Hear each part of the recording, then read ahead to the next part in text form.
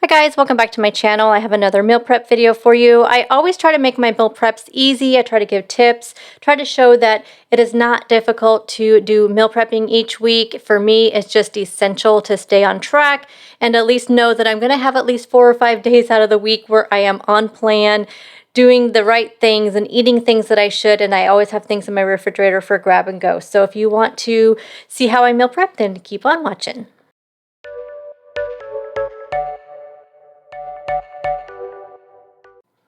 I'm going to make a whole chicken in the crock pot. I like to do this. It's kind of like buying a rotisserie chicken, only this one doesn't have all the fillers and all of that. And this week, chicken was on sale in one of my stores, so I just went ahead and picked up a whole one, tossing that in the crock pot. Now, I always put foil in the bottom of my crock pot because the rack that I have that came with my crock pot, it's too high and my chicken is like the lid won't go on. So I just put foil underneath. So there's a little tip for you. Just put some foil because you don't want that chicken sitting in the juices because it will get, kind of soggy and won't cook all the way through on the bottom.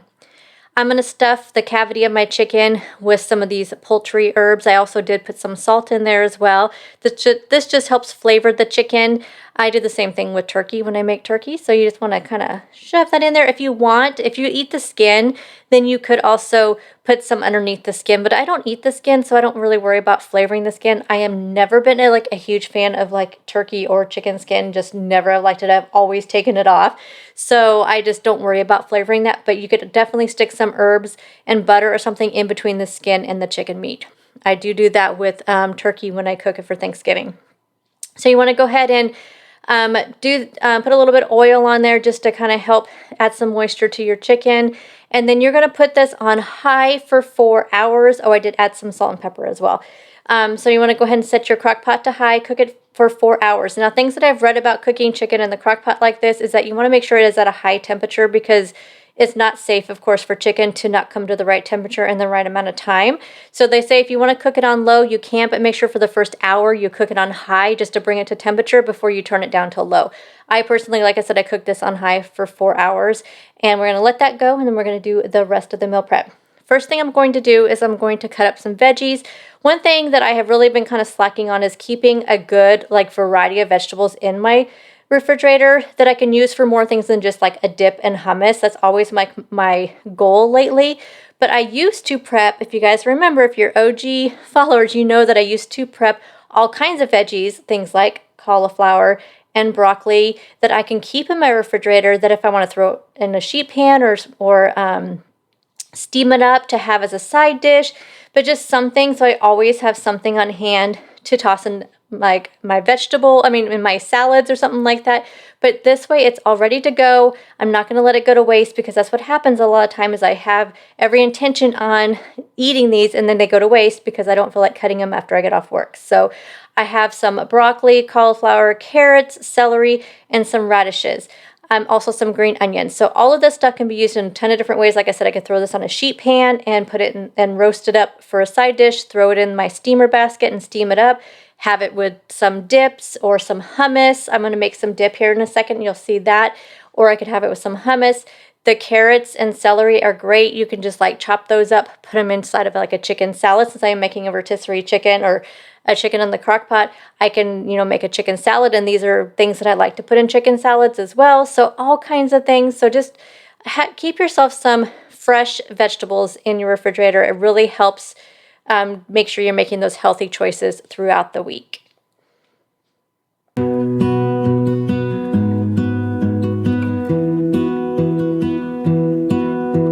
I lose my breath whenever I see you.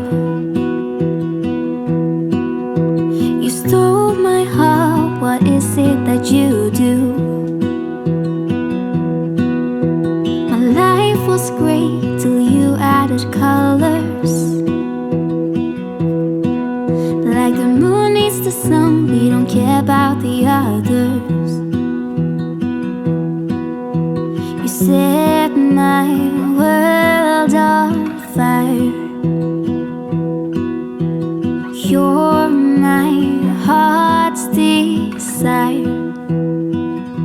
I just wanna love you, just wanna hold you, just wanna be with you till we grow old. Please tell me you'll stay or take me away. I want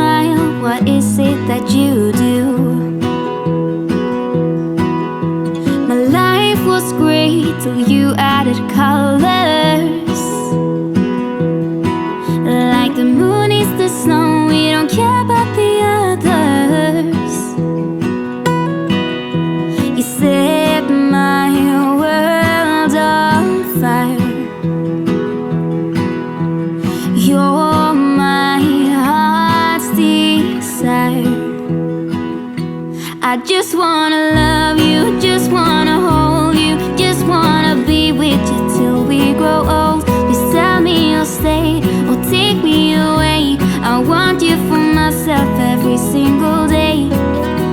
You set my world on fire. You set my world on fire. I just want you, I just need you. I don't know what it is you do.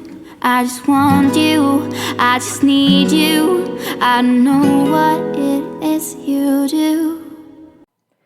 And these are all ready to go. I'm just going to slide these into my, what do you call those? My produce bins in the refrigerator, and they are ready to go, grab and go, whatever I'd like to do with them. Another thing, good radishes, if you've never had them roasted, they are super good roasted. So those are like a good low carb keto trick for potatoes. Radishes are a good side dish for them.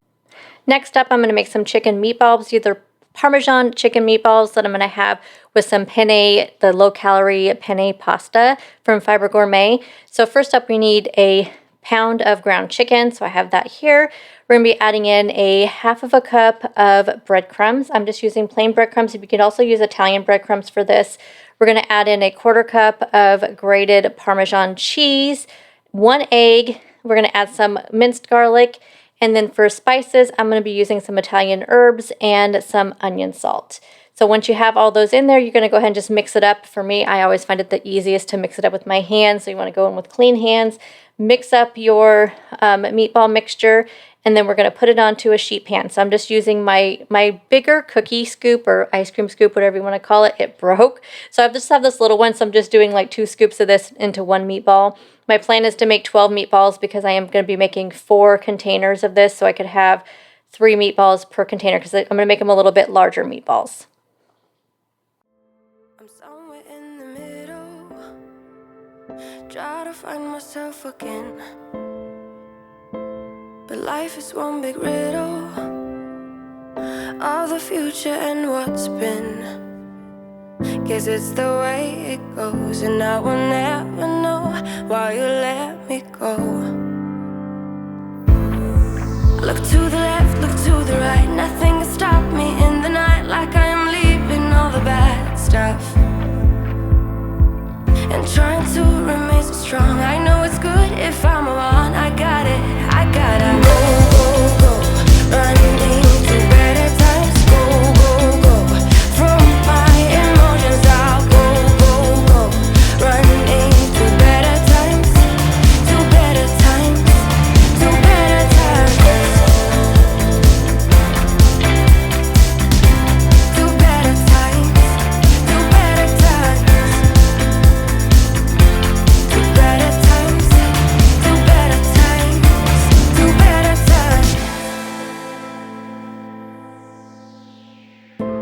Remember I was laughing in all the photos that you took,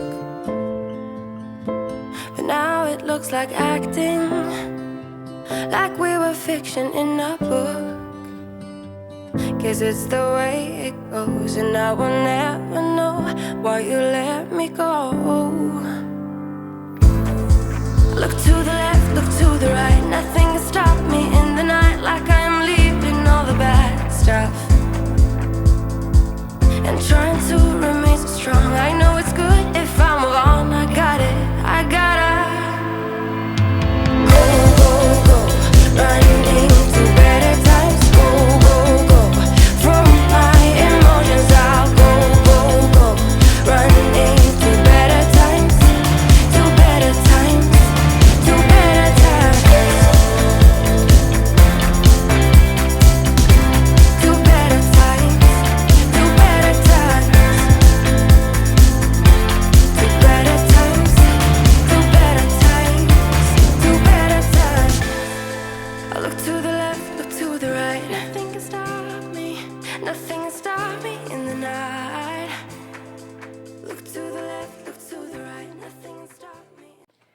These meatballs are going to go into a 375-degree oven for 20 minutes, and then we are going to transfer those to another baking dish and add on the sauce. So you want to make sure the meatballs get completely cooked through. Sometimes ground chicken takes a little bit longer to cook. I don't know, I've just noticed that. So I like to cook them this way first, and then when they're all done, I'm going to go and transfer them into a casserole dish. I did spray with a little bit of cooking spray. I'm just going to put a little bit of this tomato basil marinara sauce in the bottom. I'm going to take my tongs here and I'm going to go ahead and put my cooked or partially cooked meatballs into the sauce here, and then we're going to cover that with the rest of the marinara sauce, and then we're going to cover it with 1 cup of this reduced fat mozzarella cheese that I get at Safeway. And then this will be going back into the oven at 375 for another 20 minutes and it'll be good to go. Here's the pasta I'm using. I get this off of Nutrition. This is the Fiber Gourmet. It's less calories, less carbs. I'm going to go ahead and cook that up. And now these are my meatballs. Magic of movie magic here. So they're done already. Those look amazing, do they not? So my pasta's all done. I went ahead and evenly portioned that out by weighing the entire batch of pasta. Then I just split that into 4. And I'm going to go ahead and scoop on 3 of the meatballs, and then I'm going to scoop in the rest of the sauce that's left in the bottom of the pan. And this will be a wonderful lunch option to have during the week. Me and my son both take these to our work for lunch, and so I like to make enough lunches for both of us since we both have to leave so early in the morning, so we both need grab and go lunches. I actually do come home for lunch most of the time, but I like to have it all ready to go, so I have no excuses not to have a nice healthy lunch ready to go for myself. And here are the finished meal prep containers. Don't they look absolutely amazing? I may actually sprinkle a little bit of the grated Parmesan on top of these as well. For a second lunch option, I'm going to be having some fried cauliflower rice, chicken fried cauliflower rice. There we go. I have some sesame oil here that I'm heating up in a pan. And to that pan, we're going to add in some diced onion. And then we're also going to add in this entire package of peas and carrots. You could actually use whatever kind of veggies you want to use. Sometimes I've used zucchini, I've used green beans. Green beans are actually amazing in this meal, but I'm going to be doing peas and carrots this time. So you want to go ahead and saute those up in that sesame oil for about 5 to 6 minutes or so, just until everything's kind of, these were frozen, so just till everything is all nice and cooked through and kind of get all toasty with that sesame oil. Sesame oil is amazing, you guys. Now, while I was cooking that, I had the rice cauliflower in the microwave. I cooked up for 6 minutes per package instruction, so that way it's completely cooked through. It's not going to cool down my dish here. So I'm doing 2 of these 12-ounce packages into my pan here. So I'm just going to go ahead and add those in. If you feel like you need to add a little bit of more oil, you can, but I actually had quite a bit in here, so it had enough moisture in here to do so. So I'm going to go ahead and just cook this down a little bit. I'm going to mix it all up really well so I could get a nice distribution of the rice cauliflower, the rest of the veggies. And then we're going to add in a 1/4 cup of this coconut aminos. You can use soy sauce, you could use liquid aminos. I'm using the coconut aminos, so I'm using a 1/4 cup of that. And then you're going to have quite a bit of liquid here, so what you want to do is turn your heat down and just let this simmer until that moisture is all cooked through and you start to get a little bit of a crispiness on your rice cauliflower. Love it. And meanwhile, my chicken is done, so I'm going to go ahead and start getting that chicken off the bone because I'm going to add that to this cauliflower rice after it's all done.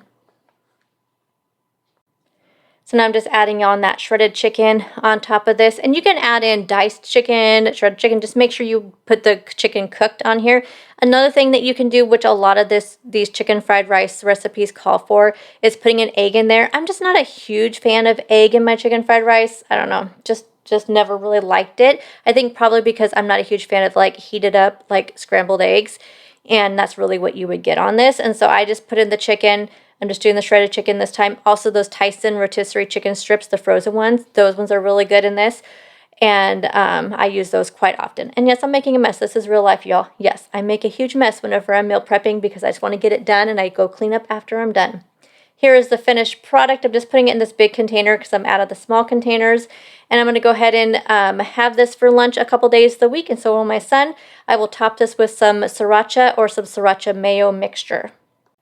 I had some granola left over from a couple of weeks ago, and usually the granola has about a 2 to 3 week shelf life. So I'm going to go ahead and make up a few parfaits. I'm not sure if I'm going to have them or if my son will eat them. I've actually been really enjoying having oatmeal in the mornings. It's been keeping me really full and just making me feel really good.